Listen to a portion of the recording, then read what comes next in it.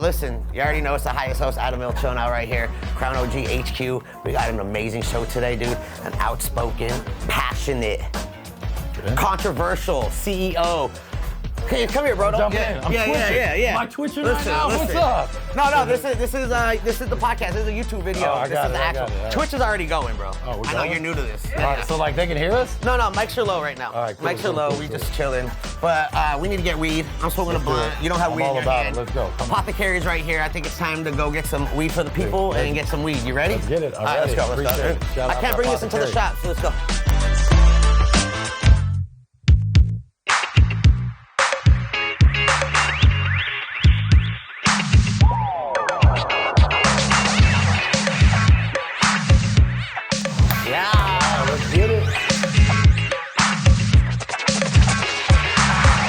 Welcome to Apothecary, baby. Love the Apothecary, you know. What? Gotta spread the love. What are we gonna do? They got me a little shopping spree here. What do we got? What you need? What you want? Look. Shit, I know my menu. Give me some of that good house shit, you know.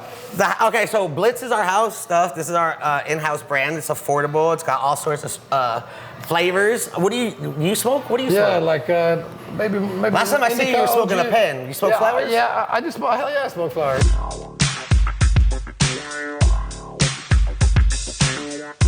So you like heavy indicas, you said? Yeah, mostly indica OG, you know. I like the Dizzy OG that we have in right now. This is some of our house brand as well. And we got the Blitz OG. I like this. This is Gracia. This got a unique little smoke. All right. You want one of those too? Yeah, let's get it.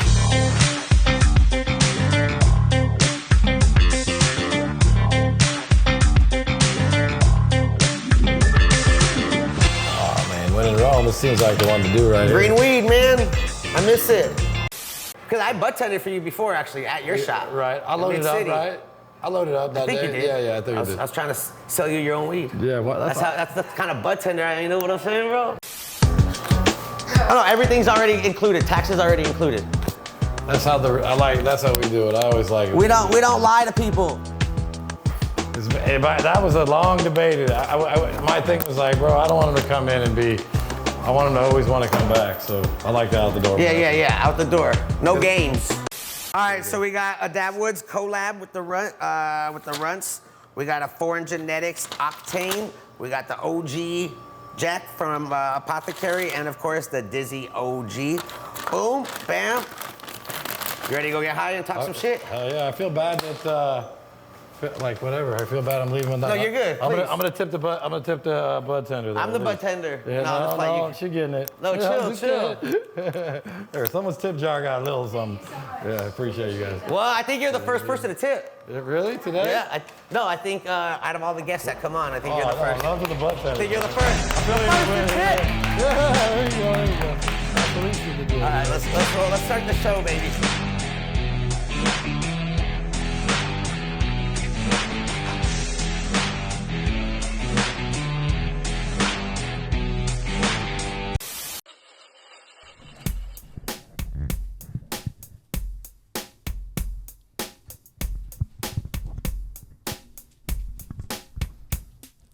Yeah.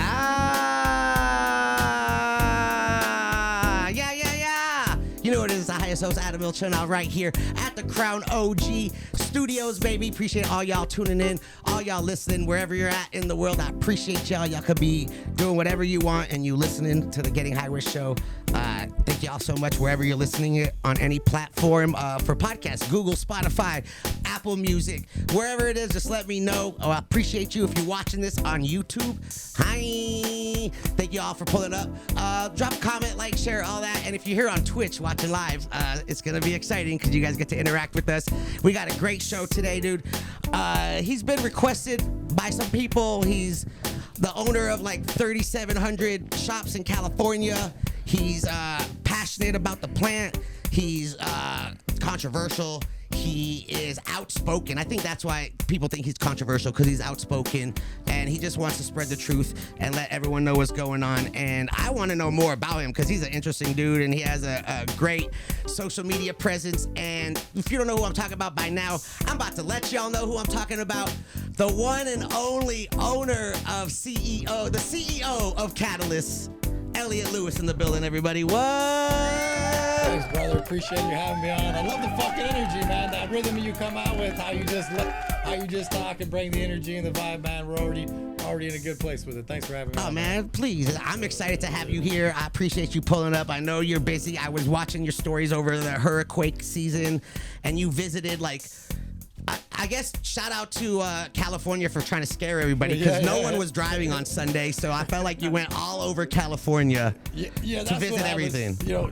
Nathan was with me, who's there, and we started out because look, I'm a firm believer. Just if you're gonna have your workforce do something, you better be out there yourself. So we started in the IE because that's where we thought it hit the hardest, just to keep our eye on it. Then as we started kind of going through LA, we were like, fuck it, there ain't nobody out here. We might be able to make it, and we were debating them. So at the end, we're like, I think we could get them all. So we just busted a little lap, did a slalom, made it all the way. So we got 21 total, but 18 in SoCal. We hit them all. It was a really cool day, man. Just to give a shout out to the whole staff, show our appreciation. Love it. What really fucking impressed me, we went into a few stores, and our customer base is just fucking hard ass motherfuckers. Like P-Town was popping, El Monte was popping, Bellflower was popping. We're not scared off by the fucking hurricane at all. No. A little bit too much hype, by the way. I think, yeah. I mean, better safe than sorry, I guess, is the way they're trying to put it. Like, at least, people were caught careful. I witnessed a couple of things on the freeways driving. I saw flipped cars and spin outs and shit, but I'm glad you made it safe driving through the hurricane. Yeah, hurricane. Like it. You said 21. 21 total, 18 in SoCal. 21. Yeah, 21 right now today. How did that happen, bro? I don't even know, man, honestly. I just tried to get one. So, we were doing a little growing back. That's really is what it was. So, we were doing a little growing back in the day, and then my ears were perked up enough when it came to Long Beach. Long story short, I just wanted to get one. And we were pretty successful in Long Beach, and we ended up getting 6, right? That's a whole story in itself. And I was like, all right, well, maybe this works. So we went to the next city. It was kind of Bellflower. And then from there, we were like, oh, we're pretty good at this. And then just little by little, we just been grinding it out, kind of like the little train that could. I'm really proud of the fact that we've never had the fuck you money. We're underfunded. We fucking suffer immensely, but we just keep going 1 inch at a time, figuring out how to get the next door open. And, we're still here, which, anybody who's still here, I'm impressed. It is a tough market right now. There's a lot of competition. There's a lot of ignorance. A lot of people don't know, products, and there's not a lot of information out there for people to learn. So, you out here making it happen, just providing weed for the people, which I love. I love that whole weed for the people thing. But is this always something? Was Elliot Lewis always like, I'm gonna be a weed shop owner? Like, what was? No. So, well, look, I right when 215 passed. I was living up in Berkeley. It was the first thing that I could vote for. So there's only one doctor back then giving up cards. So, we had a little three lighter going. We were flipping some packs out of BC. And like back then, we knew some Asian cat that would bring in 5 packs. And he was like, didn't go to school. That was like the big guy, right? So we get a pound. 5 packs. Yeah. So we get a little pound for like 38 and chop it up like 1,100 QPs and move right. it. Then I got away from cannabis for a little while. And, we were flipping houses. And then in 2013. Like real estate houses. Okay. Yeah. And then like 2013, my buddies from Berkeley, some of them were still growing. And they just like kept it going. So they were like hitting me up. And at first, I was just the guy that could get the commercial real estate. So we had some indoors and. So you were finding houses to grow in? Well, they were the commercial property, and okay. For whatever reason, we kept using like old churches. I don't know how that became a thing, but like they holy were cheap. weed. Yeah. So L.A. and Compton were our main spots, and then we did some bigger stuff up north a couple years after that, and we had some hoop houses and stuff. It was a fun run, and then like I said, I was just kind of back in it deep enough that in 2016, when it passed in Long Beach, that's my hometown, born and raised. I was like, fuck this, I'm gonna give me one of those. And then if you would have told me like, hey, I'm gonna be a CEO of a cannabis company that's, at this size, I would have never believed it. And then the idea of even speaking on Instagram, like, sounded goofy. He started 3 years ago doing it. Now I'm into it. It's a little bit of like, yo, I want my voice heard, and then it's like a little therapy that goes with it. So. But you're like really out there. You're going to like city council meetings. You're going to like different counties too, like expressing your knowledge and what you know about the plant and the direct interactions you have with the customers because you're all over California. And you're out here just like letting them know that they're all idiots and they don't know what the hell they're talking about. And you're also calling out a lot of people. But before we get into all that, Yeah, right. I want to go back. I want to know who Elliot Lewis. You said you were from Long Beach. You're originally Yes, a sir. California native. Born and raised in Long Beach. What? Yeah. LBC, that's Yeah, right. That's it. Yeah, all the way through. And public school. how was little Elliot? Like, how was little Elliot in school? Were you a good student? I was Were a you? really good student, actually. Yeah, I mean, I got in a lot of trouble. Did you talk a lot? Did your report card say like talks a lot? I think one of the things was most talkative I had, maybe as a thing. Yeah, Like I a did. superlative? You won most talkative? Yeah, I think like maybe at some point I think like one of those yearbook Yeah, things. yeah. I was, most talkative. Let's go, Not dude. to drop the yearbook stuff, but I was actually one time I think most likely to succeed. So it was a weird mix. But I was You were always the most guy- likely to succeed? Yeah, I think way back in junior high. I don't even know why I said that, but you No, know, that's fucking amazing. I was always getting like, you know, I was good in school, so that, you know, that I was always good at that. But like, I was always causing some shit, right? Just you know, going up through high school and whatever. So I still am friends with a lot of the, you know, the guys I grew up with. You see them around, whatever. So that was my stomping grounds. Ended up getting into Berkeley, so I really enjoyed myself up there. I was there for 5 years. Okay, before we go to Berkeley, like, Yeah. so you're a good student. You're in Long Beach. Are you in like the LAU? Is Long Beach have their own school district, or Yeah, is it they part have of? their LBUSD. Okay, yeah. so you're in the public school Yeah, Long system. Beach, Wildrew Wilson in the house. What? And you're a good student. You're. Play a little football and baseball, right? Like not the most. What did like little Elliot want to be? Was you? What it was like fourth grade Elliot? Were you like, I'm gonna be an astronaut? At one point in my life, I wanted to be a veterinarian. Then as I got older, like I wanted to be a school teacher. Was like kind of What? my idea. Look at you, And then- educating. and then- Education's in you. Yeah, then you know I started taking more acid and mushrooms and stuff. And then I wanted to be like, that was it. I just wanted to travel and be a hippie. I had long hair, the whole goatee, right? I never thought I'd be like this capitalist. If like the old me would have seen me, so you know, you still always got to walk that line. But you know, then I had this whole idea. I'm just gonna travel and backpack, and you know, was teaching English and you know, Spain. But you know, somehow, Wait, you became an educator. You were teaching English in Spain, like you went to Spain and taught English. Yeah, around 2001. What? When I graduated, yeah, I was teaching English to kids and adults mostly, because those were like my two ways I could do it. Like I didn't like the intermediate. I liked the conversation, and then like the really Like what basic- kids is what? Like elementary, like 10 and under. Yeah, like young, some were like 6, 7, 8. Everybody Okay. was learning English, and then I had some really. Do you cool- know you know Spanish? Yo puedo hablar en español, sí. Are you Spanish at all? Nah, You just viví en España por un año y medio. Yo, stop Hombre, it! What? Estamos en California. Todo el mundo que puede hablar en California, no. Oh my God, this So is then- amazing, dude. You know, then you know, I was teaching. It was really cool just teaching adults, because they just wanted to like conversate. So you just had to conversate. And then like, you know, one funny story.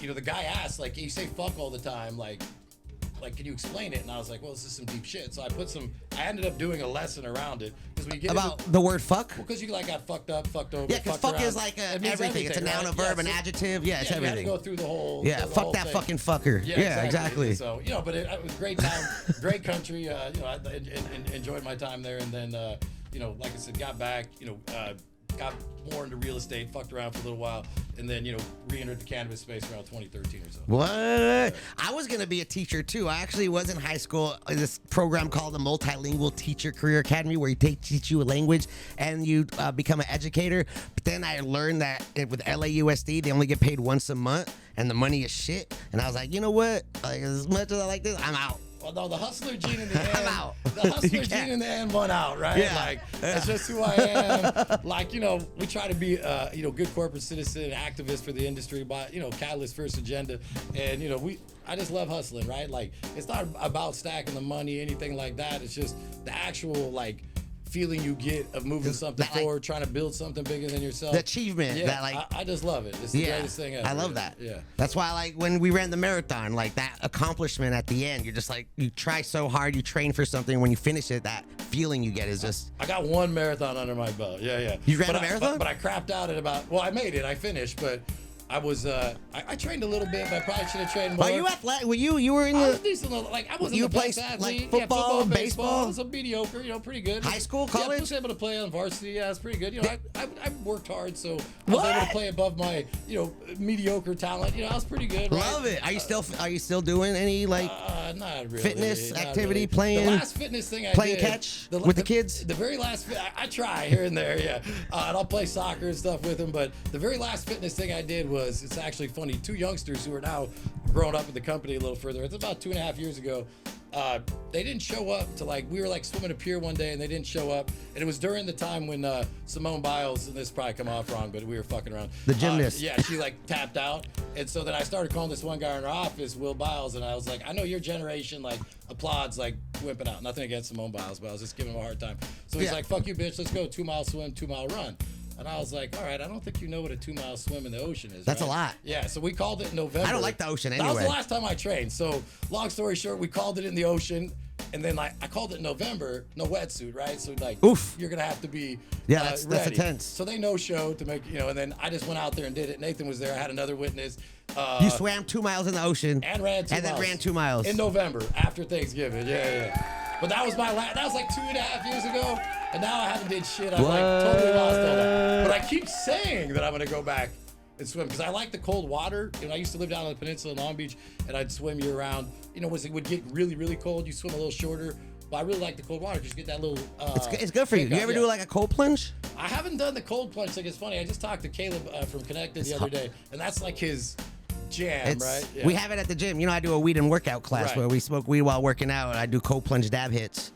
It's I believe in it because what happens is you get out, and you're cold, and you're a little tired, but then about 15, 20 minutes later, you get that fucking, extra little, pick me up and boost. It's the real shit. And I haven't done the plunge, but I know just from cold water swimming, the endorphins are working. It's also good. It helps circulation, inflammation, all sorts of like medical benefits, but it hurts. This last year and a half, it's painful. My workout has been just horrible, but mental. It's been a lot of mental workouts. Hey, we do what we can. Yeah. So you're a good student. You're part of the athletic department. You're out here. You go to UC Berkeley. On scholarship or no, just whatever. Fuck it, I'm going up north. I like weed. By the way, back then it was like $2,000 a semester, so it's a public school, right? It was a little bit different. So, were you smoking weed during? When was like your first experience? But the first time I smoked weed was the first time it got offered to me. Let me be clear. Like kids, 10? You could wait. No, I think I was 7th grade summer, going into 8th grade. So it's like 12, 13. Yeah, and then like there was some 8th graders smoking it, and then I was like, we used to travel and cruise back then, so there was like 20 of us, and 3 of us were like. The 8th graders were smoking, and they're like, hey, we're smoking some weed. And I was like, okay, yeah, I'm down for that. Let's try it, right? I don't think I got super high the first time, but I smoked weed all the way through high school. Then by the time I got to college, like I was, 5-6 bong rips all day, every day was kind of my thing. Like I drank a decent amount, but was just smoking weed all day. Now that I'm I'm mostly a night smoker. I'd smoke something every night, just to kind of unwind. But back then I was definitely I'd say a way more heavier smoker than I am today. How much do you smoke now? I don't know. Usually, like if I'm going to bed, I might take like 2 bong rips, let that kind of hit maybe 3-4 puffs on the vape, and then like I always lose it in my bed. I like to keep the vape. You take your vape to your bed? No, I do. It's in there. The pen? Honestly, if I lifted on my bed, I'd have like 5. And I really like the cold fire batteries because they do it a little like so you don't burn it as much. And so like I'm always looking for it because we got to put on another battery. So that's good. That's mostly the vape I'll smoke. I smoke the connected vapes too. But at the end of the day, like at night, I always just want it right there because if I get up a little bit, I want to smoke. Knock myself just have out. It easily accessible. And then I'll kill some edibles, but I feel like I hit a lot of edibles last night because I was doing a thing until midnight, and I was like, when I'm working late, I get a little hyped up.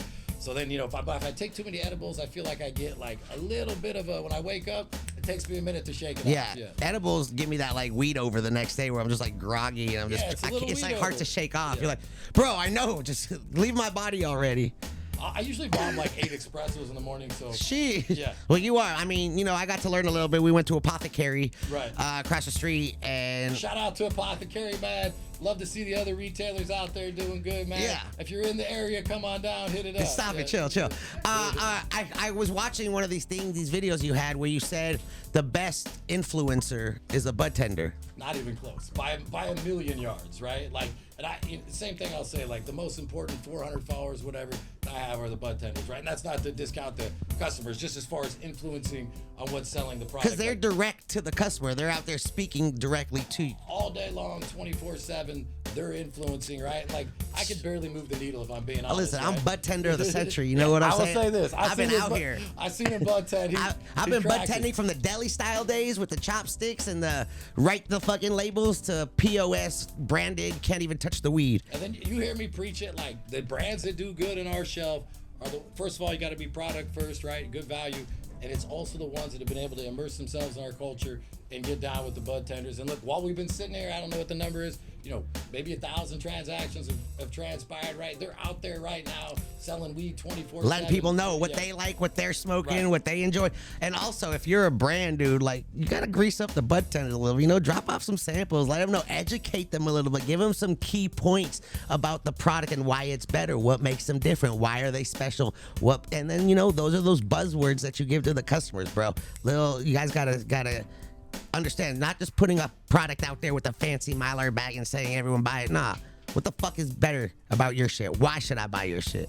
Let me know. It's important, and like, I only want them to recommend what they believe in, right? And like, if someone wants a value product, just be clear about what it is or what the product is, because people are gonna come back based on that experience, right? And then the education part's super, super important, right? And I think sometimes in industry too, like, just put the mic closer to your mouth. Somebody walks into a store and they don't, they don't quite know, like, what's what. Like, that's the person you need to be more patient with and take more time with. But they are the most important people in this game by far. Let's go, baby. Yeah. Shout out to the bud tenders. You already know.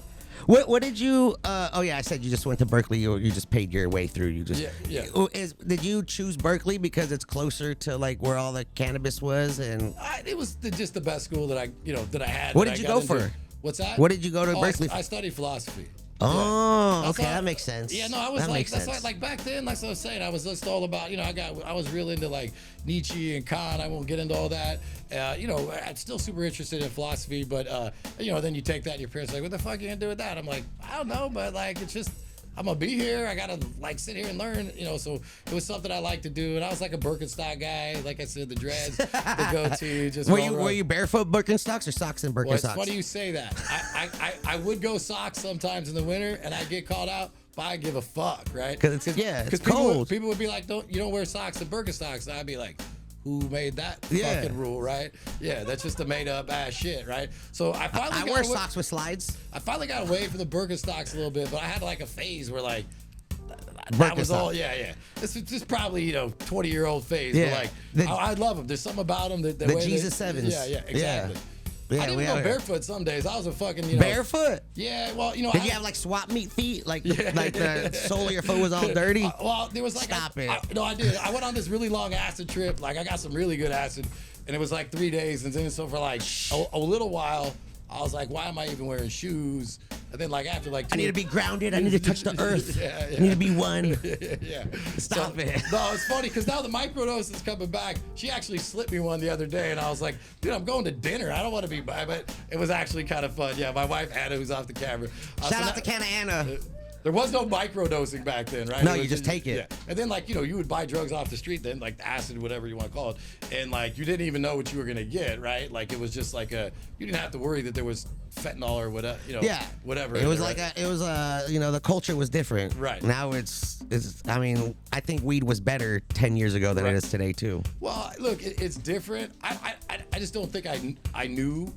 And even as I've gotten back into weed, I had to kind of relearn what it was, because back in the 90s, you either had a brick weed from Mexico, right, and you had to pull it apart, or you had the kind, so like everything that or the Canadian fucking compressed weed from the tires that would fucking chip your paint when you throw it against the wall. Right? But it looked good, right? Or if you're from the valley, you got to, if you knew someone that had a nice little house or garage or little closet that grew the, crafted cannabis, certain strains. And we could get the packs back then at like 38, which was a good price. Yeah. Sometimes they would be up at like 4, and then you break down a QP at like $1,100. You're making $600. Yeah, you were doing duffel bag days. I heard you talking about duffel bags. Well, that was when we bringing home duffel bag. Like, my wife loves the fucking duffel bags. No, because in about 2015, after we had been doing the indoor grows for a while, we started growing up. We did 3 in Calaveras County, 1 county I remain nameless. That one actually got shut down. I'll say this. He probably not listening. Whoever took that one on the chin's a fucking champ.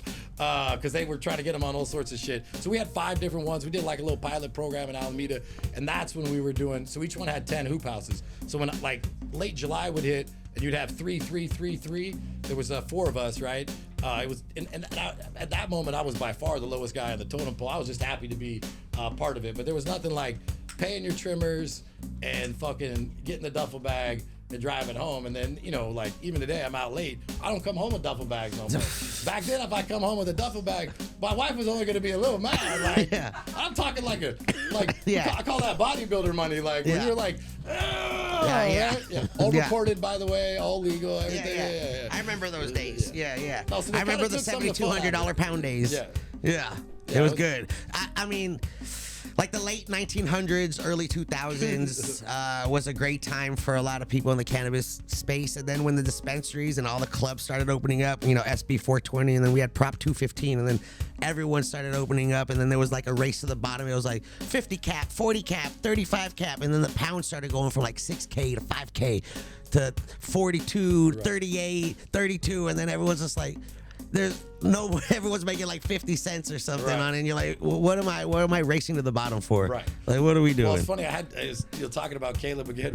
We had the bags, so when we were doing our indoor grows, and as it was getting on closer, 13, 14, I think they had just split with Connected. Maybe it was 15 with Cookies, and we were growing pretty decent weed. But when you put it into the Connected bag, that Mylar, and we had the right strain, we were getting an extra $1,000 just for the bag. Yeah, and that's what I think is wrong with the industry today. Is a lot of people care what's on the bag rather than what's in the bag, and I feel like that has decreased the quality, and everyone's going on this percentage.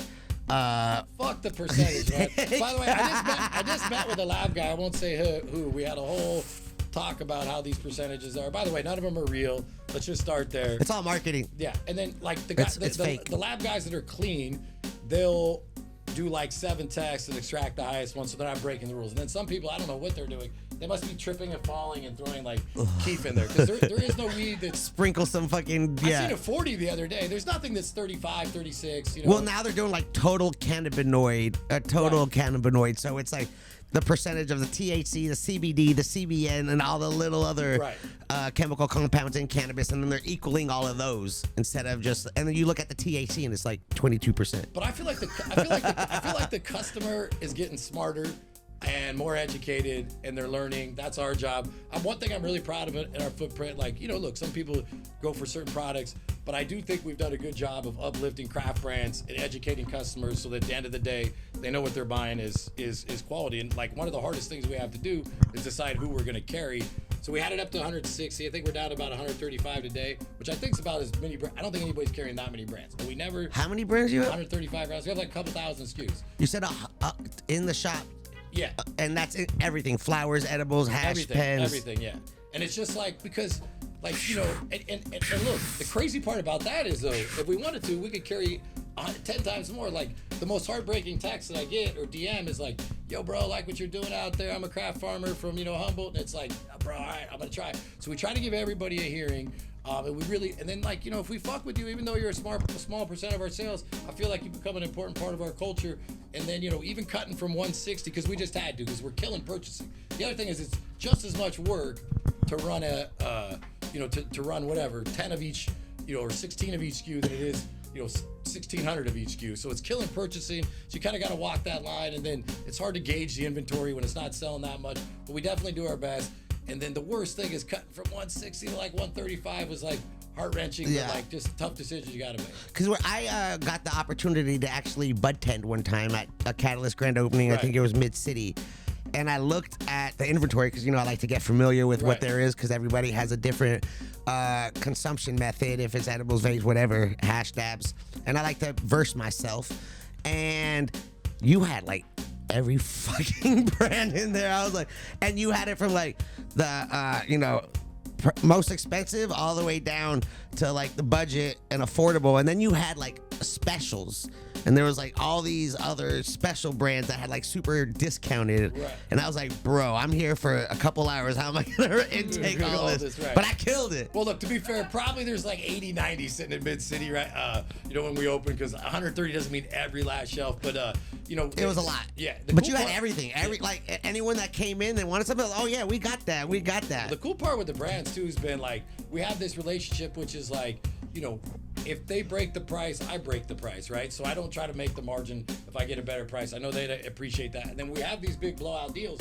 We're selling it under wholesale costs, but usually we'll split the difference. We'll work something out, and then we'll figure out the credit back, and everybody's winning. We're selling volume. They're working with us. So, like, if not for that, we couldn't run those, you know, like opening. Can I say percentages on here? I'm always fucking paranoid. You can say whatever you want. Okay, yeah, shit. Whatever IG, you want. You know what's on IG? I'm always like, a fat hookup. Listen, we can say whatever the fuck we want. You know, we have days where we do 42s, 50s, which is now you're getting under wholesale cost, right? But if they split it, then it's something. It's just a fun day for the customer. Yeah. You know, maybe we get a little bit. PADs, yeah, exactly. make it happen, dude. Hell yeah, Give back sure. to the patients. Yeah.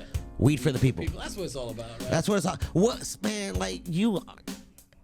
What is like a day in the life for Elliot, man. bro? Like, do you wake up and do the IG right away? Because I scroll in the morning sometimes, and you're just like, It this depends, is how I feel, fuckers. Like I didn't do one today. Normally I try to think of a thought every day, right?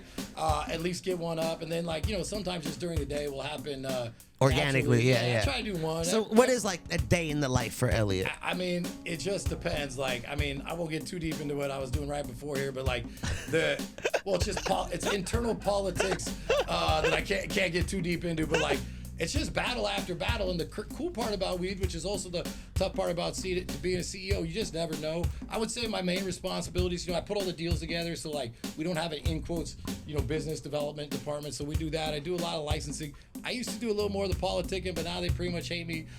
So I leave that to the, you know, the attorney. Obviously, you know, we oversee the stores. I'm not like day to day. Why do they hate you? The political people? Yeah. Because I call them out. I just tell them the truth. I call them fake progressives. They say they're progressive. They do shit that's not progressive.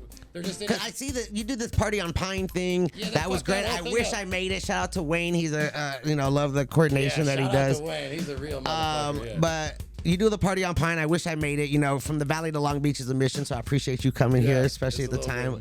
Yeah. Even though they're LA County, it's fucking. We were trying to bring one back with my homie Sean, Weed for Warriors. We figured maybe he'll apply in November. No available dates. They're cock blocking everything, right? Yeah. They put a 25-day suspension down there in our bar. We're gonna appeal it. The bar is the Anna's, right? Yeah.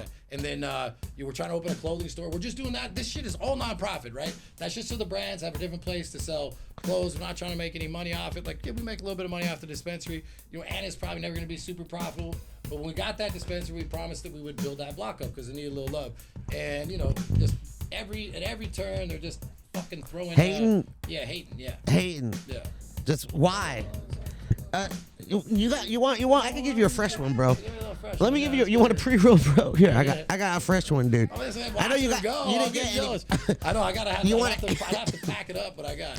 You want to infuse? Oh, look, I got. Let's get it. It's raining the creme de canas, dude. These are the diamond ones, though. What you got? Yeah. Oh man. It's raining. These are the hat tricks, dude. Yeah. 3, Shout out to the 42 originals, dude, in the building. What? Bro, that was like the most fun I ever had. Yeah, I know. And you I mean, you do a lot of. You even have LA's baseball head out here, like repping. Yeah. He's good people, man. He's really good people. Repping. You getting them golden tickets? What's the golden ticket? Yeah, so you get $100 worth of weed if you get the golden ticket. Man, I gotta find that fool. I gotta find that. There it is, 420 originals. So like the way that started was we were just fucking around.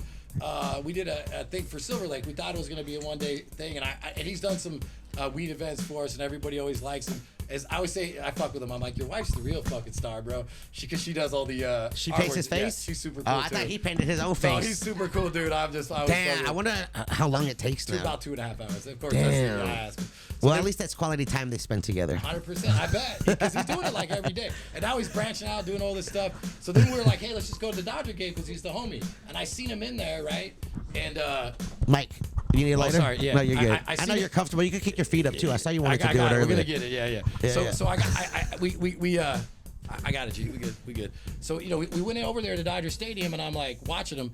Everybody's rolling up on him, right? So, and I'm like, bro, this dude's the fucking, like, by the 7th inning, we were making a little deal, right? Like, let's go. So we've been giving these golden tickets all over Southern California, from LAFC to Dodgers. We put out 10 a day, and then now, like, when he goes in, they just mob him up and get him. Yeah. So well, I gotta find him then. Yeah. I'm gonna slide in his DMs, and be like, yo, save me a golden ticket. I'll see you at the Dodger game, dog. Meet me at the. I think I watched Office. You can put it up here if you want. I think I watched Office one too many times or whatever. By the way, I love Michael Scott, great guy. But I think I stole that golden ticket idea from him. But it definitely. I think that's a Willy Wonka thing. The golden ticket. Yeah, I think that's I got a the golden original ticket. He's got a golden tick. All right, anyways. So you stop the politicking because you're very passionate and you just tell them and put them in their place and they hate it because I saw all the shit. I've seen all the videos. I've seen what you've been doing. And then, like, you started calling out, like, everybody, everything. Yeah. And there's one thing I gotta talk about it. I don't know how much you could speak on it, but I know if we don't bring it up, people are gonna be like, "What the fuck?" I'm gonna get it down. Let's do it. All right, so in fact, I'm gonna wait and be real careful. Listen, they keep piling on their defamation lawsuits. Because I've you know, you're a topic in a lot of people's conversations, and people. I've had some conversations with people that they're like, they don't know. They're like, oh, he's a snitch. Like, he's out here calling people out. Like, what the fuck is he doing? But I'm like, yo, he's snitching on cops. Like, what the hell? And he's breaking down, like, facts because I know people struggling with shops. Like, it's not the same. It's like, it's crazy right now, especially with all the taxes and all the metric and all the bullshit and all the costs that it takes to run a shop and order and whatever, dude. There's a lot of bullshit. I don't want to get into it. But so you were like, figuring shit out, and you did like a full math. You're a smart dude, obviously. I'm pretty good at numbers. I spell like shit, like everybody typo, whatever, but I'm pretty good with numbers. But you did this whole equation. Like, you had a whiteboard and you had numbers down, and you're like, all right, let me break this down. It was kind of like the fuck around and find out type of chart. Like, and you're like, boom, this is what's going on with Glass House. Yeah, so I had done that math a lot of times before, right? You did it in your head. You're like, how the fuck? No, like for the office, I was like, bro, look at these earnings. It don't make no sense, right?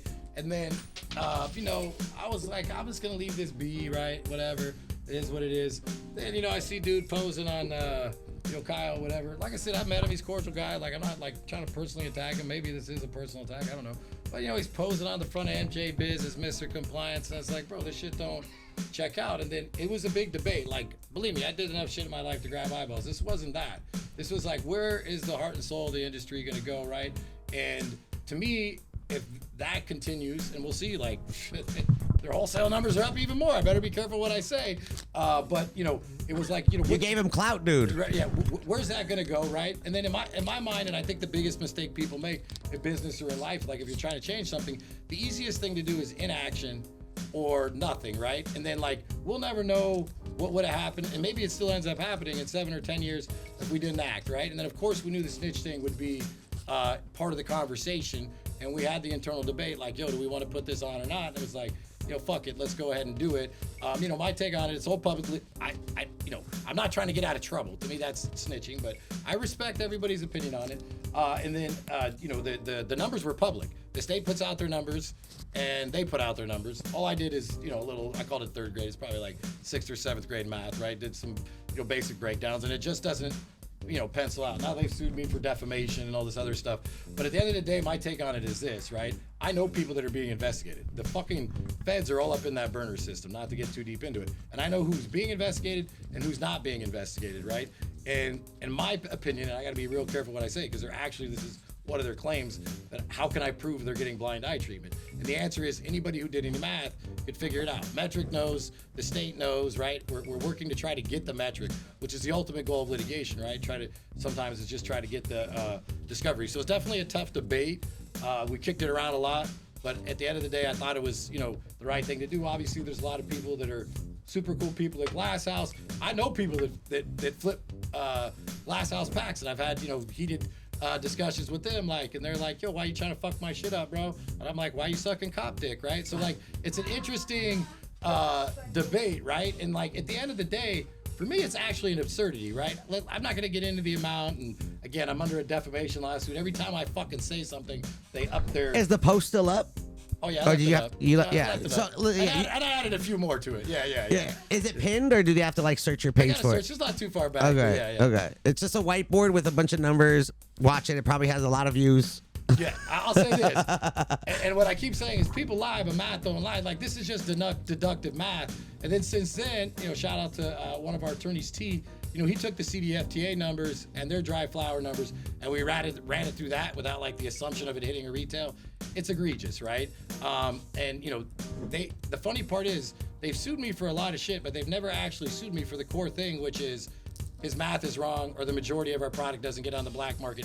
And you've never heard Kyle or Graham come out and say the majority of our product doesn't get on the black market. What you've heard them say is we're financially audited, we sell everything through a legal distro, blah, blah, blah, but they never have actually attacked the math in a real way. and they've never said that the majority of their product doesn't get on the black market. That's never come out of their mouth, right? So it's be interesting. You know, I always say the takeoff here was probably easier than the landing. And then there's so many fucking people touching that weed, right? Like so many, it's crazy, right? And I don't want to get too deep into it, but you know, we have more than we put out there. We don't want to see people get fucked up that are, you know, just trying to put bread on people's table. And then they got a lot of cool employees too, I'm sure, right? So like these issues are super complex, but decentralizing, you know, like we talked about, we carry 135 brands or so. Decentralizing the industry, I think, is a good thing. Otherwise, what's going to happen, that's just a tee up for Big Pharma to come in and take it, and, you know, we'll see where it goes. So trying to build this little bit of a wall by decentralizing it and, you know, keeping at least hopefully some of the culture and industry together was the goal. You know, I think the history is yet to be told. Hopefully we can land the, you know, the plane well. But again, I think when you're stuck with two decisions and one of them is inaction, that doesn't mean that inaction is not a decision. And in this case, I thought, you know, putting it out there. And like I said, I did that math 3 or 4 times and just, you know, come here, check this guy's out, you know. Then we decided, like, all right, fuck it. I'll tell you what was that put me over the top. They went up, I think it was Trinity County, and they enforced on a 1 acre grow, and they shot the dog. You remember that post where they shot the dog? Yeah, that's what I was really upset about. Yeah. So then that was Mother's Day, and I was like, I'm gonna say something right now. And then my wife she'll sometimes film me. I started like now propping it up because it's early, and she's like, don't drag me out of bed. But you know, sometimes because I like to just drop it in the morning and then go. And then, you know, I was like, all right, well, let's do it. So I did a little rant. And she's like, it's Mother's Day. You can't put that up. I was like, oh, yeah, good point. So I called Nathan. I was like, all right, let's do this. I was like, let's not do it on a property or anything. Let's do the inkboard thing. Like, you're going to make this claim. This is a serious fucking claim. Yeah. You got to back it up with something. So that's, you know, kind of how that came to be to put it out. But it was debated. And look, they just put out their last quarter earnings. In so much as you think the math spoke loudly then, it speaks even louder. You know, if you go through their earnings, it's all public based on their last earnings report than it did on the one for the fourth quarter. I mean, it's, you know, I'm like shocked that free promotion. Yeah, it's not. And it's just like, you know, the full on. People are like, I can get glass house packs. Let's go. Dude, they got so much fucking weed. And 350,000 pounds. Listen, it's now been upgraded to 350,000 pounds that they'll produce this year in dry flower. Counts trim, right? Is just a ridiculous amount to get into a system that can't hold it. And then that's a lot of different people that are, you know, touching that weed. And the claim that we made, and look, you know, it's some hyperbole, to be clear, venable, you fucking pussy ass lawyers. But at the end of the day, the claim we made was, we think he might be, and of course it's plausible deniability, sold at all legal distributions. We think he might be the biggest black marketeer in American history. Imagine that. I mean, you can't make this shit up. It's a former police officer. Now, of course, it's audited, it's going through legal distributors, and then that's how it gets out to the black market. But he's putting more product on the black market, we think, in our opinion, based on the math, than anybody in American history. You couldn't make this shit up. And who are his lobbyists? All of, you know, Jason Kinney, who's famous for being at the French Laundry with Gavin Newsom. This is how the fucking shit goes down. And I was never a political guy until I got into this, and then you see how it works. And it's just fucking gross and disgusting. Even the shit I'm dealing with today that I'm leaving out because it might get worked out. It's just fucking gross how some of these political animals move. And it's not just the elites, it's the managerial class too. It is crazy. I've been dealing with some shit too, not in the cannabis space, it's something totally different. And like the system's just fucked, bro. Like on all aspects. Everyone is out for personal agendas and they don't really care about the people. And you out here want weed for the people, and they're just like, nah, bro, we're gonna give you every obstacle ever, and we're just gonna work with the police. Everything is a grip. What fucked up Party on Pine in the end was that. So I called him out for the overtime. So we're trying to get the tax. Well, shouldn't the city be happy you're bringing business? People are driving into town to hang out on the block to visit Long Beach. Some might get a hotel room and stay the night because they don't want to go. They're gonna spend money. They're gonna pay taxes. They're gonna pay for parking. They're gonna what? They're probably gonna stop at the gas station and get gas and put money in their streets. Like, what the hell are they? What the fuck? Crazy fucking story. The guy who has Daily Dose across the street, I don't think he'd care if I said it. Since they shut down Party on Pine, his sales are down 30%. Now he's selling the business, right? Tell him to go to city council, bro. Speak up. Put on a catalyst shirt. Represent, dog. Oh, we go down there. We raise some hell. So, you know, sometimes you need a little legal and political. But look, at the end of the day, that was supposed to be a good thing for the city. But their egos are so fragile they would rather be the ones to do it. And the only thing the mayor's really accomplished down there, he got his voice in the parking garage. So when you leave the parking garage, it's fucking hilarious. Welcome to Long Beach. Yeah, and I was like, bro, this guy, and I put up I think I saw that video. Yeah, I called it small dick energy. I took it down after like a day. I'm like, oh, I got to still get a few licenses, right? So I got to walk the line a little bit. But, you know, you're in my algorithm. I watch your shit, dude. You're entertaining as fuck. But, you know, they're getting $60 million in overtime, and they're going to do a study. And they're going to say that they don't have the money to reduce cannabis tax. That's $13 million. The whole city makes it off it, right? It's destroying an industry. The math just doesn't add up. And then the crazy part is that the progressives, their headquarters is the firehouse, right? And the firefighters are making sick amounts of overtime, sick amounts of money. And 37 out of the 40 biggest overtime getters don't live in Long Beach. They live in fancy Orange County. They live up in the South Bay. And you're taking money out of the coffers of our working people. And our executives don't make a lot of money because you have to suffer to advance. I've never took a penny. And it's all going to fucking rich fucking firefighters living out of the city limits. There's no logic behind it at all. When are you running for office, bro? Never. Are you going to get in there and disrupt the shit and fuck everyone up? Never. I don't think never. Like, definitely not for 20 years. I don't think I could win. And B, what? I just couldn't deal with you don't think you think you got the vote of Long Beach? Nah, not today. Not today. Like, and look, I don't know how much change you, like, breaking down the bureaucracy. Listen, we would all. I'm sure there'll be a lot of people who could start. You got a whole industry behind you, bro. Imagine you get up in the city council in Long Beach. You're like, what? For now, we're trying to just move Catalyst forward, build a fucking business. And look, the hope is we can get 80, 100 stores in California, kind of be everywhere. Not a ton, 5-8% of the market share. And then slowly, it's not a ton, just fucking, I'm not trying to put everybody out, right? I mean, that's the Glass House's stated goal. I mean, look, there's a lot of brands out there that are, MSOs branching out other states, creating a name for themselves. I mean, who knows what's going to happen, though? What's going to happen when it gets federal? Like, is it going to be descheduled? Is it going to be only pharmaceutical? Then everyone's fucked. Everyone's going to have to change out the way they grow. Federal terrifies me. I always say this. Y'all motherfuckers think you see some Chads. The Chads that have come right now are yellow belt Chads. The black belt Chads. When it's federal. Yeah, when banking gets involved. They're sitting in the back twisting their fucking mustaches. The big pharma black belt with their monocles and shit. Oh, bro. These motherfuckers next level Chads. So, like, without getting too deep into it. Chadleys. There's a loose alliance starting to be formed. Call it a black belt Chad wall, right? And the idea is, if we could kind of all work together, that when that wave comes, we have some defense. Because, look, federal legalization seems like nobody ever knows. Sometimes weird shit happens a few years away. And obviously, in an ideology, it needs to be legal. It's stupid that we even made cannabis illegal. But I'll say this. Federal legalization is a business matter, and what it could do to reshape the industry is terrifying. Just like Prop 64 fucked it up. Killed 215. Fucked it up. And this is a federal thing where you got, and like the money, some guys raise $200-300 million, right? At the end of the day, these guys flick off $1 billion like it's nothing. Like it's just, but there's also brands that came out here that had like $50-60 million and they're non-existent now.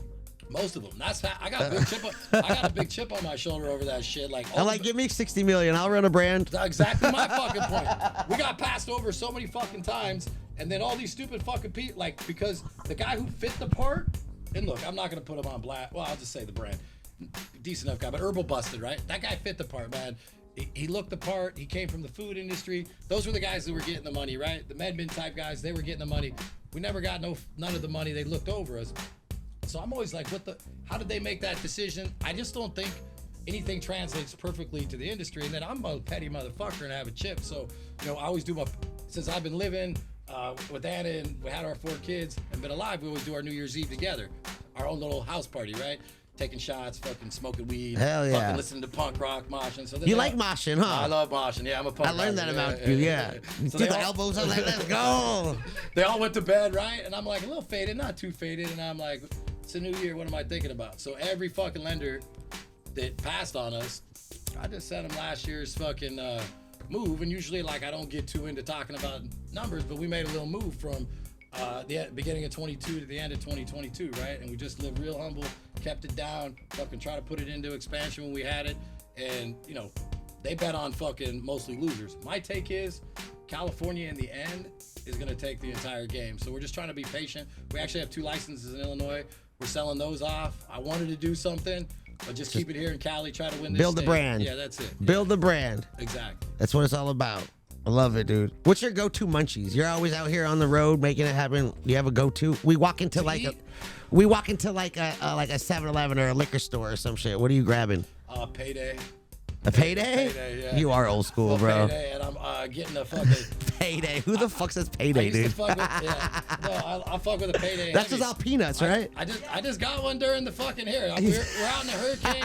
We stopped at a gas station. I got a payday, and then one of them Lunchable things with like the crackers and cheese and meat. Yeah, yeah. And I got 2 vitamin waters. I used to go Gatorade, but that shit's too heavy now. So the flavored though. The vitamin water. I got 2 big ones of those. I'm good for a fucking 18. What's your if you have cotton mouth, what are you grabbing? Oh yeah, I like the vitamin. Vitamin water. Yeah. If you could go and have dinner with like 3 people, dead or alive, just dead or alive, anybody. Yeah. You just pulling up, gonna eat, gonna smoke, have some conversation. That's a good question. I'm gonna go with some random ones. William Wallace, I think I'd go with William Wallace. Okay. Yeah. Dead or alive, right? Anyone in history, whatever you want. All right, so I'm going William Wallace. William Wallace. Okay. Yeah, I think that's a good one. Maximus. Okay, Yeah, I think that would. We be a good going one. with okay. And I'm gonna throw in Maximus Aurelius or whatever. I'll throw in Aristotle. Damn. What is that? That's an interesting ass fucking dinner. Yeah. Socrates, by that time, they were just kind of figuring out. Aristotle had like... Yeah, he was there. Yeah. Aristotle, William Wallace.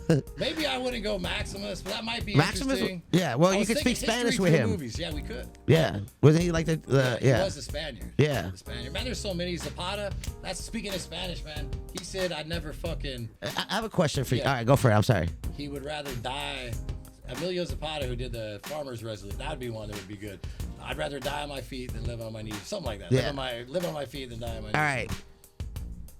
Maximus, King Leonidas. Who wins Who wins what? in a battle? With King Leonidas. Yes, Spartan 300. Oh. Leonidas or Maximus? Oh man, don't do that to me. Ooh. That's like pitting your fucking kids against each other. Like, wow, who do you love more? Ah, man, that's a tough one. I mean, we always use the metaphor Spartan, so I'm partial. And my favorite part of that scene before he kicks her in the fucking thing is he looks over at his wife, right? And his wife goes like, yeah, do it, right? And then, boom, he kicks him in there. I'm going to go with that. I'm going to go with Leonidas. Hell yeah. If you had any superhero power. Superhero power. Yeah. Like anyone? Any Like reading minds is on the table? Yeah. Oh, yeah, easy. Read people's minds? Yeah, read their mind, yeah. Not control their thoughts, just read their minds. Well, to control their thoughts, you might have to read their... No, maybe. Okay, you just have to just let them know. Just tell them what to think. I think I'd rather read their minds. Read their minds, see what they're thinking. I don't know, but that would take all the fun There's technology out there, bro. Listen, are you into conspiracies? I think you're... I heard you a little something about like... Well, I mean, if you believe the media, like... No, I think that... You heard of Project Mockingbird? No, what is it? So Project Mockingbird basically is where the CIA puts agents as news anchors to give you guys the news so they can tell the narrative of the story they want to tell to the people. And, usually the media I was will just... not rule any of that shit out. Usually the media was like 3 or 4 outlets, so they just all had the two different narratives, but they just told people what to think and what to believe, and that's what they had. But now that there's a lot of independent reporting and technology and people on the scene, now a lot of people are realizing and calling a lot of shit out. I agree. And then YouTube, I think, like people going on podcasts, take candidacies like Vivek, what's his name, Ramaswamy, Robert Kennedy Jr. Whether you like him or not, they would have never been creeping up in the polls without podcasts. So Robert Kennedy Jr., the Dems are just trying to hide him, right? Like Ramaswamy, where's he going to go, right? They're not going to cover him. So they've been getting on through podcasts, which is an interesting new medium. Let me ask you this I'll question. get him on here to smoke with him. What? Maui, what do you think happened there?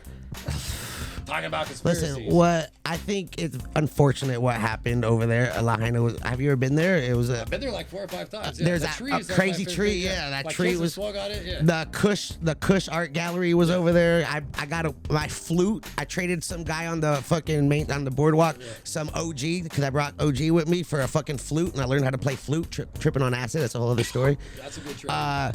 So I think it's unfortunate that it's just weird how some things aren't burned and certain things are burned, and the incineration of the fire is different than what, like, we're in California, so we see what a lot of like house fires look like. Yeah. It doesn't look like what it looked like in Hawaii. It seems like it came out awful fast. And what the like, wouldn't you know? Wouldn't people see it coming? and it's just horrible how, I'll just say, I don't give a fuck. You know, I'm with Elliot. Fuck it, I got big balls right now. How we, as a country, gave billions of dollars to another country, and we can't do anything within our own country for our, like, a state that we have. But speaking of the grifting, this comes all the way into cannabis. So you know why they give money to Ukraine? Because whoever, let's say that shit's 200 billion. Somebody's making like 140 billion profit off selling that. So they have to.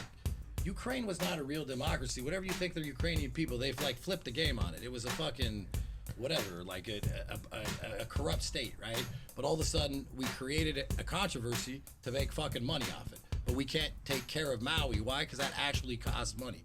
Everything out there is a grift, and it doesn't make Personal sense. interest, dude. That's what I'm saying. Interest. I hate it. And you know what's even crazier about this is we owe China so much money, right? They're helping us out, whatever, with the whatever, dude, right? We pay them a lot, or we owe them a lot. They create a lot for us. And here we are, not paying back this debt to our plug that's been fronting us, and we're giving all of our money to the new shiny Mylar bag that's coming up and trying to look cool, while the old plug is like, yo, what the fuck's going on, bro? You owe us money. What you doing giving them money? But they don't care. They don't care if they have to print more money. So But then they're like, what is your money? You just keep printing shit that has no value. Yeah, but it gives them value, and what it does is it makes the working man's money worth less, and they don't give a fuck though. That's the way that they keep control. They have to create some sort of like disaster issue. Not that it's not like in part real, but that's what. Same thing about keeping people divided. We're mostly the fucking same, right? Like if you sit down with somebody, even people that you beef with, and you chalk and you chat it out, we're mostly the same. The idea of the government is to keep us divided and always perpetually be creating a crisis. And once they do that, they have us a little bit under control. Just like, you know, kind of the way of my worldview, right? And they're always up to something. Every once in a while, it might actually be what it is. But on every issue, if you don't step back and say, like, okay, who could make money off this? What's the profit motive? Then you're not even, like, trying, right? Yeah. That's it. It's crazy to just like, now there's all these whistleblowers coming out that just want people to know what the hell's really going on. And it's just crazy because they just mentioned aliens and people are like, yeah, whatever. There's aliens. Who cares? Gas is fucking $12 a gallon. Eggs are fucking $20 a dozen. Like, I don't give a fuck about aliens. Maybe they'll help us. They probably would. Yeah, they probably would. Hopefully we like evolve into something. But yeah. What's gonna happen is this is my theory, is they're gonna create like this, like we're gonna have an alien invasion, but it's, who knows if it's really gonna be aliens, and they're gonna cause fear amongst all human civilization, where we're all gonna have to unite regardless of whatever we believe, religion, because we have a different being that we're in a battle with, and that's gonna turn into the one government, one currency shit that they want us to have, and it's just gonna be that type of world. I like that theory because I've been suspect. Like I actually think I'm huge into conspiracies. I hate calling them conspiracies, but yeah. I was talking to Ted a little bit about aliens because he's Alien Labs and he came up, right? And you know, I think at the end of the day, there is probably aliens somewhere in the universe by the law of large numbers. They're here. But as soon as they start showing it to you, then you have to ask yourself, why are they showing it to me now, right? Is that real or is that, you know, it not real? But the bigger question for me is why now? And my guess is, to your point, they have, your theory is fucking, I haven't heard it, but it's definitely of what's possible. I would put it into my, like, pocket of why are they doing it? They're doing something. Yeah. Nobody knows why. There's like a lot of crazy things going out there right now, dude. I heard this thing called voice to skull where they can, you know how we're all like electromagnetic, our brains work on electricity and shit. But they have this technology where they can control your, you know how you have inner thoughts, inner dialogue with yourself? Right. They can control those thoughts and tell you how to start thinking. Mine's tough. I think it'd be hard to crack mine. Try. Come get me. You'll never control my thoughts. I'm like, what the fuck is going on? They might have the technology, but I'll be like the guy in X-Men. I'll break them. Yeah. No way. Just fucking get control of it, dude. You still competitive? Do you still play? Play what? Just games, sports, anything? Anything I do, I'm fucking the most competitive guy ever. Well, listen, you know, I am a Connect 4 world champ. Oh, I'll get it. I am Hasbro recognized. When was the last time you played Connect 4? It's been a while, but I'm thinking we're probably gonna draw. I'm gonna go out on a limb and say we're probably gonna draw. Okay. Unless you got some fucking, but I'll say I'm undefeated. Yeah. Oh, you've won every one. I on Thursdays at Apothecary, if you come in and beat me in Connect 4, I give you a half ounce for free. All right. I gotta have to. You're just talking. I'm just talking shit back. So, I said for a draw. You want to draw? Nah, I'm gonna get a W, bro. I got you right now, dude. I think I could draw. All right, let's go. Let's make it happen. All right, but I gotta focus. Well, on it. no, you got. All right. You got to focus here. I'll set this up real quick. You want to be red or yellow? I don't care. All right, here. You can go first. Oh shit. What? You play games with the kids? Yeah, I will. Yeah. Chess is the main one. I think it's a good game. There's a lot of things in chess that somehow are metaphors. There we go. Got the clip, dude. Got the clip. I usually bring the huge one with me, dude. Clip, dude. Here I'm gonna do it this way real quick for the cameras, but we're gonna do it so we can both see it. Is that good right there? Which camera are we at, dude? Which camera are we at? Can you see it? Yeah, I can see it. I just gotta get focused. All right, you want to go first or you want me to go first? Yeah, I'll go first. All right, you got red. Let's go, dude. Oh shit. All right, now go. I lost. No, bro. now go. I lost, bro. Uh-oh. Great move, dude. Great move. We're chilling with You got me all scared, bro. You have like a trick. We're Are chilling you gonna with. play me right now? We're playing Connect 4. I'm super competitive, dude. I think you're gonna play me. If I lose this, I'm gonna be sad. That's why I wait till kind of the end to do this, because this is why I don't like playing games against people, because then they get mad at me because I always beat them. Damn, bro, you got my head fucked up. No, we're good. We're good. You're in my head, bro. All right, here we go. Let's see. Do you have a favorite cereal? Favorite cereal? I'm gonna go with. It's just whatever's in my fridge, but what's mostly in there. You keep your cereal in your refrigerator? Not my fridge, sorry, my pantry. Okay. I didn't know if that was like a new tech, bro. I was like, what? Yo, let me find out, dude. The peanut Captain Butter Crunch one is in there. It's good. You like peanuts, huh? Yeah, I do. You got paydays, you got peanut butter Captain Crunch, dude. All of it. Fuck. You put peanut butter in your smoothies? I will. Yeah, I will. Yeah. I don't think my one today had peanut butter, but I will put it in there. I'm nervous too, dude. I was thinking a draw, but then I thought Daddy had some fucking ace in the hole. I will. I'm about to beat you. Can I talk about the first time I met you? Yes. Okay. I honestly didn't know who you were the first time I met you. You were chilling with Beck. We were at the Auto Flower Cup in downtown LA. Yeah. And you were chilling there with Anna. You guys were on the couch the whole time. I was doing these red carpet interviews. I think Eric was with me. Yeah. And I was just interviewing everybody. I was like, I'm just gonna interview anyone. It's your turn, by the way. Oh, yeah. You got me. I'm sorry, I got you thinking of shit. Shout out to fucking. Let's give him a shout out. Yeah, creme de canna, dude. Creme de canna, yeah, the hat trick. It did get me high in the motherfucker. Let's go. What? Here we go. You ready? I got it. Fuck. I'm nervous, dude. You got me kind of shaking in my boots right now, dude. All right, you gotta go back. You gotta go back to the original story. All right. You're interviewing there. I remember the night. So I was asking everyone to interview, and then someone was like, "You ever interview Elliot?" I was like, "I don't know." I was like, "What's up?" He's like, "Oh, Elliot." I was like, "What do you guys?" You didn't say much, and I was like, "All right, let's just go. I'll make it happen." And I just got you, and I interviewed you for a quick second. Yeah, I remember. You know what I said in that interview? I said something about fucking I used to smoke meth. Then I thought to myself, why did I just say that? Yeah, you actually did, dude. Yeah. You did say that. Yeah. It's true. I don't care. What am I going to say about it? Whatever. I was like, I don't smoke meth anymore, and I haven't in 16 years. I used to. You've been. I shouldn't have done it. Yeah. But I liked it a lot when I was smoking it. That was the problem. So I had to stop. Yeah. I remember you mentioned that. I was like, yo, this fool this fool went there. This fool went. Well, imagine I'm already pretty hyperactive. Meth next to I'm whatever. I can't stop. It's terrible. So now you just smoke. Do you dab? I have dabbed. I'm not a big dabber though. It gets me too high. But I'll do it if I'm having an event, I always dab just so I'm there fucking representing. But that's when I get down to I'm gonna leave in 15 minutes. Pay attention to the next move. I just want to let you know. Just pay attention. All right, I'm just being nice. Oh, you were being nice. Yeah. Because you probably weren't gonna go there. That's actually yours already. Huh? That's yours already. No, you're good, dude. Please. That was a gimme. Yeah, I didn't want to end it so I quick. honestly should have saw it, but that's it. Yeah. Well, because you started talking about Matt and your sobriety and shit. So, but I appreciate you, man, being open and honest with that. That was good, though. Yeah, thank you. All right. You're gonna beat me twice, so Next, it's really in the goal. next one's not gonna be so nice though. Yeah, I see. I know. I see where you're going with this. That's crazy. Yeah. Why'd you go there? I don't know, man. Right. Well, thank you for playing, bro. It was a great game. I appreciate you. What? That's it. I said, why'd you go there, dude? Go where? You went there, then I just got 4 in a row. It's called Connect 4. Oh my God. All right, I'll tell you what. I'm gonna come back with a sound, mind, and body. And if there's a trick, I'm gonna learn it. We're gonna rematch. You beat me twice, though.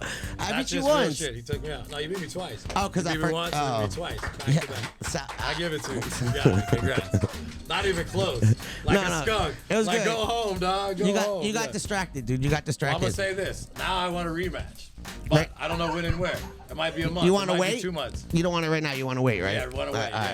I think if I played right now again, you would Look, just beat me get the again. app if you want. Yeah, I'd go Practice. 3 Get it with your kids. Start playing your kids, dude. Figure it out, and then come see me. Yeah, I do. I got up. That's actually a good way to train. I get work my way up. Yeah. Kids are really good, dude. They're smart. I'm sure you got out of 4. I'm sure you got a good one, dude. They all did good. Yeah, no, some you like with some more than others, but they all did pretty good in the end. Look, shout out to chat. Can I go to the chat real quick? I got a live chat. They got some questions. Can I ask them? I know we missed a couple. If you guys want to ask them more, you can ask them right now. But I saw one earlier. I wanted to ask you, dude. It stood out. What's your Taco Bell order? Oh man, it varies. Usually a chicken quesadilla, but I get the jalapenos out, or sometimes I'll just go 2 straight tacos. I don't really like to dabble in like the pizzas and the nachos. Like I leave those be. My wife likes those. Have you ever tried the potato tacos? I have not tried those yet. Oh, you should try them. Next time you go, just try one. Yeah, I'm like a Taco Bell. I'll do it. Do you ever get the Baja Blast? Yeah, I like those. Yeah. They're pretty good. You know the Baja Blast was specifically made to make your Taco Bell food taste better. Like Taco Bell and Mountain Dew. No, they like chemically created this flavor to enhance your Taco Bell food. Yeah, I'm sure they. Yeah, that's why it's like exclusive to they Taco have all Bell. The technology and they're selling food. They do it all. They're trying to do it for as cheap as possible, get us to eat it, and if we die a little early of cancer, nobody. What's your favorite fast food? Do you have a go-to? I mean, In-N-Out probably. I'd say In-N-Out. Yeah. They should change In-N-Out to 2 ends, In-N-Out, because it takes so long to get your food there, dude. The drive-through so long, it's like fucking checking into a hotel room. I'll say this though, for that line, they move it pretty quick though. Yeah. Is that your favorite burger, In-N-Out? Yeah, I'll go probably. I go cheeseburger more now, animal style, but I'll change it up and sometimes go animal fries. The animal fries are kind of gangster. I like animal fries. Yeah. But I don't want to wait fucking 45 minutes for that shit. Nah, man, it's fast. Even when there's like 12 cars, you might get out in like 15 minutes. That's cool. You ever have Fat Burger?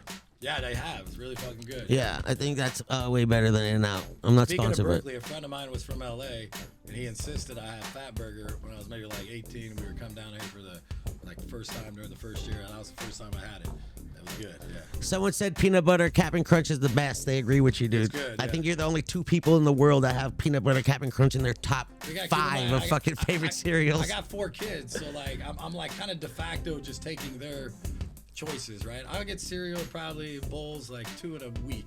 So I'm not the cereal buyer. Whatever's in there, I'm gonna get. Are you regular milk or are you like oat milk? Yeah, I'm regular milk. I can't fuck with the other milk. Almond milk, nut milk. Well, you like peanuts. I don't know if you fucking try peanut milk or some shit, bro. Yeah, I would. You go to the market, they're like, peanut milk, fucking run it. Dip my paydays in that bitch. Something about that milk. I gave it a go. I switched it up. I just like the milk. Not hating on anybody who doesn't, but it's just a little more flavor to it. What? The way the sugar of the fucking Captain Crunch, after a while, they get a little soft. It goes into the real milk. Yeah, you slurp it good, up. Dude. Yeah, especially when you're lit. It's good, man. What? That's boom. They said, oh, there's a class action lawsuit about how weak Crunch Wraps have been. Damn, that's crazy, dude. There's a what? A lawsuit about the Crunch Wrap Supremes. I guess they're not as good as they used to be. What's your favorite sandwich at Anna's? I never get to say it right. I should know by now. The Popami Palami. It's like bacon and other stuff. It's Italian. Ooh. I can't say it right. The Papa Palali. Yeah, it's good. That good. one. The Fifth and Pine is good. The PP. Let me get that one. It's good, but if you go to the Fifth and Pine, you better be ready to have a fucking big meal. It's good. This is a good question. Freddie Gets Faded. What's your favorite Catalyst store? Man, it's like kids, man. Ooh. It's like kids, man. I mean, look, the reason I like driving the stores, I say it every time, I love them all in a different way, and every one of those doors was hard to get open. So for me, it was like a pleasure to drive them. It's like going through a time warp, and like everyone has like it's hard to. The Long Beach is not the favorite because that's your hometown. It's like the first one. It's your. Well, so the Second Street one was like my proud moment. Just because it's not at that moment too. I didn't know what a good location is. Now I know, like, get the freeway, get the fucking parking, it smacks. But that was like the high end retail corridors. 2016. I went out then to meet all the fucking friends in Belmont Shores. Try to explain it to them. So that was like the one I think that was so novel and new, right? So there's something cool about that. But then we have other ones with really, really, really good vibes that thump harder. You know, I'd be remiss if I didn't shout out P-Town. I just got an El Monte. Like, don't start naming them. Now you're gonna name them all. Let's go 21. Let's go. Name them all. I'm gonna say this. One of the proudest moments of my life was fucking driving to Patterson. This is straight up true, right? Like, of business accomplishments. And this is not to dramatize the story. We were fucking dead there, right? Dead. So it's $1.3 million tax. It's illegal tax. We could have paid like $250,000, but we just are trying to help. We got the store. We thought they would negotiate better. They did it, right? But it's the illegal tax. They called it a public benefit, but you don't get it called a public benefit if it's really a fucking tax. And the public benefit has to be attached to the amount of impact it has on the community. So $1.3 million didn't make sense. So that we were trying to back channel it, make a deal, not working, everything shut down. And then we put together a litigation on Friday, said we're gonna get you on Wednesday with this preliminary injunction. It's an illegal tax, laid out the case, and I thought we were going up there to get a fucking killing, right? We had all the vets there. Sean Kieran, shout out to him, came out. Sadie, her whole crew. It's a 12-person crew, right? And they fucking love it there. They're like a fucking family. So we rode in. It's 300 miles, not close to anything. So I'm going up there with the mentality. I'm literally trying to figure out where we're gonna put Sadie. You drove 300 miles. Yeah, Nate was there. Yeah, we're trying to figure out where to. Dedication. Yeah, right. Wait, that's how you gotta do it, right? Yeah. I'm never gonna let, like, not even. This is obvious to me. And you want 200 stores? You're not gonna let your soldiers be executed. Yeah. If you're the general. You got to pull up. So I'm thinking that's it. William Wallace. I'm let's looking go. for a place for him to work. Maximus, we out here. But at 3 p.m. We're driving up there. It makes sense. It's been all quiet, total radio silence. It's an execution. The meeting's at 7. About to get up there. 3 p.m. The city attorney calls. What do you want? Right? They caved. The litigation scared them. Right? They caved. And then I was right then. I didn't want to get happy. My whole mood changes. And I was like, yo, that's like cruise chef. These motherfuckers just blank. I'm in the car. They just blank. Right? So, okay, whatever. April Fools. What are we going to do? So my attorney asked me, what do you want to do? I was like, tell him 0 on an apology. Straight up. So he's like, I'm not going to say the apology part, but I'll deliver the message. Because they went to closed session because of the threat and litigation before the meeting. So they went to fucking closed session, and we said our offer's still 0. What they want to do is just shake you down, get you to pay 50, 80, 100. But we have a landmark case, and they know it's a winner. So we said 0 on an apology. I'm sure my attorney delivered it a little nicer, and they fucking... That's what they do. We got a 1-month stay of execution, but it was a cool day. So, like, I love that store more than anything in the world this week because of fucking what we've been through together and everything, right? So it's just always changing, right? That's awesome, dude. Here's a question, dude. What do you look for in brands when adding them to your shop? All right, I'll tell you who the gatekeeper is. It's Bree, right? So, like, you know, I know good weed, bad weed, but if I'm being fucking honest, I'm not the guy, right? And, like, they know how to price it. They know where the trends are. There's a few other people's opinion, you know, like 3 or 4 they will lean on. But a lot of it is getting through her. That's how you got to get on. And then he's like, my name's Bennett. I ain't in it. No, but let me say this. Though. Let me say this. If you fuck with us and you're in the fam, you're automatically fucking on the shelf. That's it. If we're your partner in anything, if we like you, if we get down with you, support the cause, slide it. Yeah. No, I'm the biggest offender. So like this whole we got up to 160 brands, and then it got down to 130, and we're back to 135. Like, I'm the worst offender of adding, different brands to the shelf. What were we talking about? I had a point to go with. What was the question before?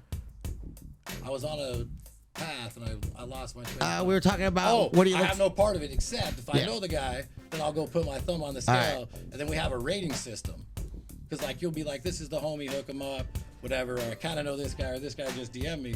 So to get it down, so you just like to put a number on it, because that's the easiest way to do it. If somebody's a 10, then they're gonna get it like full attention. Like 7, they're gonna get in there eventually, like, you know, work it in, let them work in, and then if it's like, just take their call to, you know, maybe give them a shot, but like if you're busy, don't worry about it. And then it's up to her. But I can go in there and say, hey, this is a 10, we're getting them on. If that makes sense. So I'm gonna drop a brand and I'm gonna get in Catalyst. What's that? I'm just playing. You want to drop a brand? I said I'm gonna drop a brand. I'll tell you how you do it. And I'll bud tend. I'll release it and I'll come in and I'll bud tend while the brand is there and I'll work with y'all. I'll tell you how you do it. You come out and you fucking guest bud tend in Mid City. You have me on your fucking podcast. We get high together and you dominate me and fucking Connect 4. That's how you get on the show. We're doing it. Right. So then you circumvent, like I was saying. Then I say, yo, Adam Hill got a brand. Breeze at 10. Get him on the show. Yeah. You're on. That's it. Yeah. Yeah, then I'll have the jars right here, just chilling on the table. Go buy that shit. You know where to go. Apothecary, Catalyst, we out here. Yeah. But here's the real thing. The weed don't sell it. So like, I'll put my mama on. I'll put fucking her grandma on. Don't matter. At the end of the day, the judge, jury, executioner is the customer. So like, it's gotta be quality. Yeah. It's what's in the bag, not what's on the bag. So at the end of the day, all I could really do is provide an opportunity, but I can't provide the outcome, right? Like you gotta, and there's a lot of things, and I think the one that's really cool about our shelf is the brands that have done well. There's some that are general across the spectrum, and you'll see in all dispensaries, but we definitely have some that are unique to us, and they just grinded on it slowly. They're not big brands, but they have quality product, and then they immerse themselves within our culture. And then it didn't happen overnight. It was consistent and persistent. 3 years later, you know, our I don't think he'd care if I'd say, our leading selling flower is Coastal Sun. And it just, that's little by little by little. Outdoor or greenhouse? Organic greenhouse, yeah. That's exciting. Yeah, it's good weeds budget. Listen, if you do like a blind taste test between like outdoor and indoor, like people, the terps, look, you can't replicate the sun. But the way they moved and how soil. The way they moved and how they went about it is why they were successful, right? And making sure that everybody knows their product's quality or organic and at a value. It's $20 out the for door. What, an eighth? An eighth out the door. $20 where you could get like 10 pre-rolls. Half ounce I think is like 59. Don't quote me, I could that'd be off. And then the other one is Cold Fire, which is unique.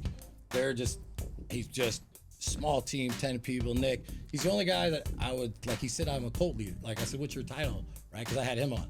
So I'm the cult leader. And he's like, but he's the one motherfucker when he says Is that legal? Yeah, but you're not like even faded by it. You're like, yeah, bro, this dude is the cult leader, right? Like he's the fucking cult leader. So, but he's done it on quality. So he's catching, like, I'm going to make a bold prediction.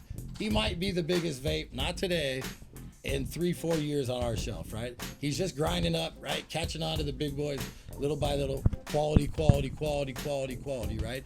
And then it's got within the culture of the bud tenders, and that's it. It's just, you know, and I could go on and name a few others that I think are unique because they were able to make that connection when we were small. And as we grow, that's just, you know, who we are. So I respect anyone who made it from the traditional side to the compliant side, and they're still relevant and they're still out here, because it was a lot, that transition, and the money that's been lost because the traditional market was duffel bag days. And now it's like, you know, everything's just paperwork, and it's just tough. So shout out to everyone. And I just want to give a special shout out to all the growers as well, dude, because without you guys, none of us would be out here doing what we do. So I don't give a fuck if it's 1 plant, 10 plants, 100 plants, indoor, outdoor, mountain size, basements, closets. Just keep doing it. I appreciate y'all, because look, I don't have patience to grow, and I love smoking weed. So appreciate y'all. Y'all are creating a industry for many people, because without you guys, none of us would be here. So appreciate you guys.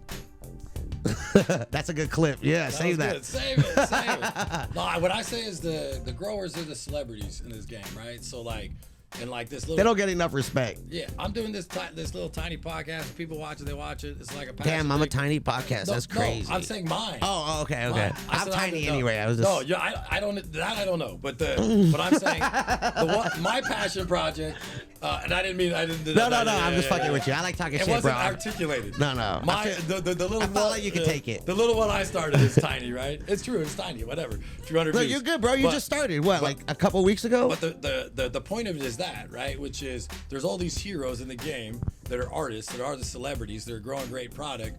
So to try to platform them and let them have that interaction with the customer, and again, so like let's say it got 400 or 500 views. That's not a lot of views for a podcast, but if 200 of those were bud tenders, those are good views for that brand, right? And then they get to learn about that product. And I think at one point, speaking of educating, I want to take all the clips from the podcast that are educational, and then it could be like part of a training you could watch at a time when like, because there's a part of every podcast when like the really good growers or manufacturers, like they get into their craft, where they're like on, next level, just professionalism and jargon and words and everything, just the way they know it, right? And when they get there, if you clip that, how they build their product and how they grow their product, I think it'd be important for bud tenders, every single one of them in our organization at some point to watch it.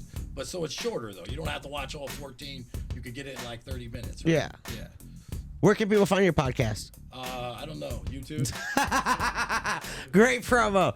Yeah, it's on YouTube, dude. YouTube. Just type in. And by the way, when I said small, I meant mine. Just to say. No, I'm fucking with you, bro. I'm fucking honored to be on here. I love Everybody talking shit, fucking dude. without a feel. Do you have a karaoke song or go-to? Do you do karaoke? Yeah, I do have two. I have two actually. Eye of the Tiger.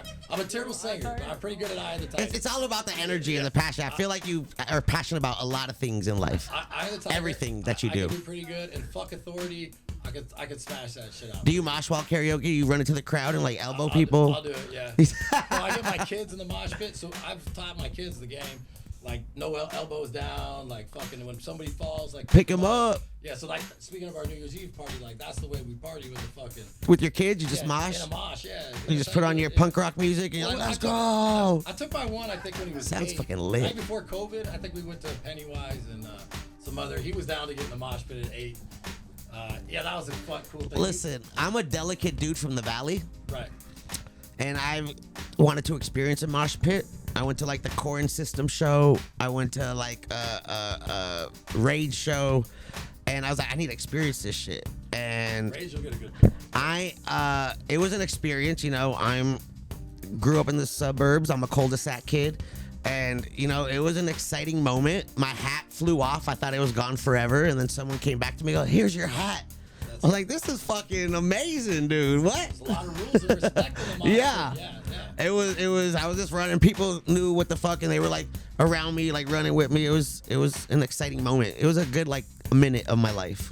I was like, I'm out. A little bit of a metaphor for cannabis. It's like that, right? We're all in there. It looks like we're banging into each other. The ones that are doing it right, there's like a culture and a good energy to it, and they're fucking lifting people up. When you fall down, they're actually really lifting you up, right? If your hat falls off, they're finding it for you. Yeah, I feel like cannabis used to be a community, and we used to help each other, and then it became an industry, and people were having like all these ego clashes and like, I'm first, I'm the best. And now it's kind of like a circus because there's so many clowns involved that think they've been around forever. Look, I think this.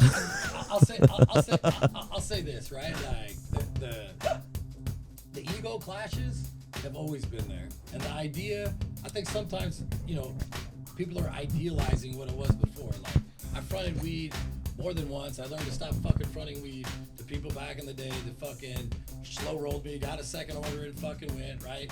Like, people were getting jacked back then. So the idea that, like, everything was, like, perfect is a little bit of nostalgia. Not to say that it was better, right?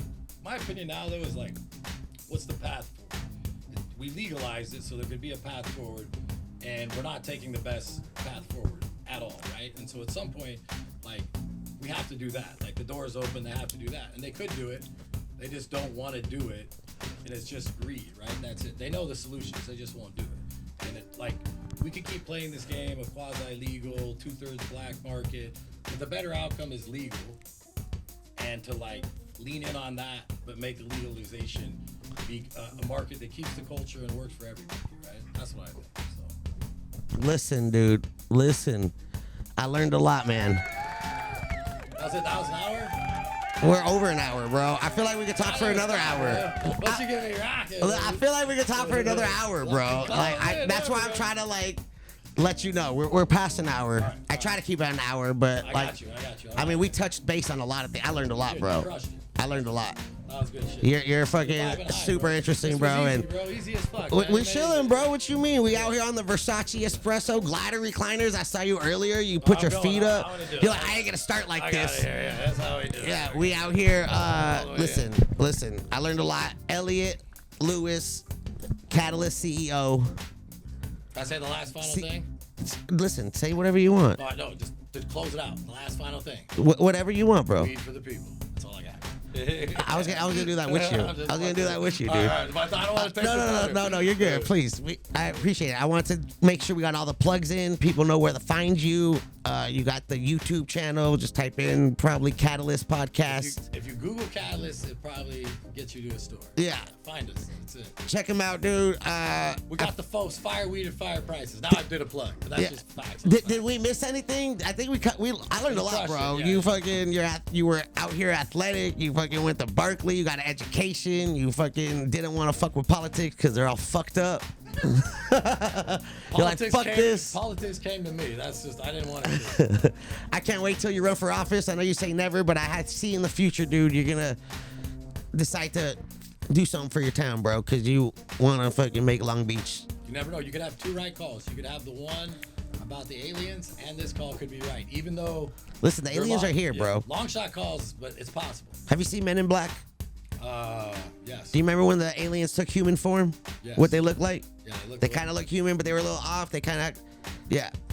I hate to say this, dude, but like they're here, bro. Because right now we think the homeless population grew tremendously in LA County, and I feel like the aliens are within those areas, just ready. It's a possible. I wouldn't rule it out. I'm gonna give that like on a scale of 1 to 10. I'm gonna put it like 4% possible. I don't rule it out. Yeah. 4%, 4 out of 10. Theory was good though that they're Listen, fucking with us to unite us. I actually think so. They do want to figure out how to make us into a global government. The only question is how. Yeah, dude. Oh, they're asking if you like chicken quesadillas. Yeah, I like them. Yeah, that's my taco go-to. All right. I know I'm crazy, dude. I'm sorry. I appreciate it. Catalyst underscore CEO, right? Or CEO Catalyst. Catalyst underscore CEO. I'm high. Catalyst underscore CEO Yeah. on Instagram. I think it's Catalyst TV 420. They just dropped it in chat. It's Catalyst TV 420 on YouTube. Shout out to the chat. For getting it Yeah, right, shout out to Twitch, dude. Shout out to you, dude, for taking time out your day. I know you do a lot, and having 21 stores is a fucking feat, bro. And I commend you, and shout out to you having 4 kids, a wife, doing the whole thing. Look, brother, let me say this. Thanks so much for having me on. It's been a fucking pleasure. I had a great time. I love what you do, and fucking great to kick in bond. We gotta do this again, man. Listen, whenever you're ready, bro, we can do a part 2 because I feel like there's so much more we can talk about, dude. I learned a lot. It's been amazing. Elliot Lewis, baby, what? Kentron. Yo. I know you're over there, dude. I just knew this episode was gonna be how it was. I love you. You're amazing. Chat was loving you. They said you're a fucking vibe. Dope. How you feeling? I'm feeling all right. I know you like talking on beat because it's hard to play and talk. Yes, that's true. How you feeling? Everything good with you? I'm feeling all right. Did you learn anything today? Man, so much was said. I have to listen to the playback. Hey, Kentron's out here, dude. Appreciate you coming through. Check him out. He live streams too. He's on Instagram. He does YouTube, all that shit.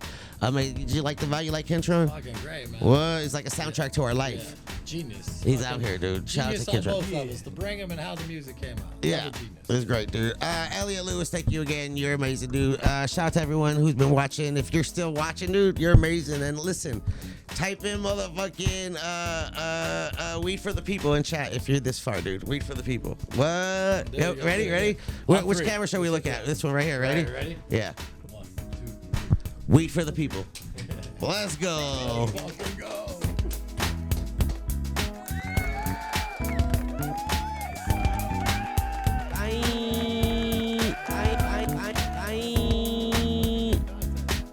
What the hell? Yeah.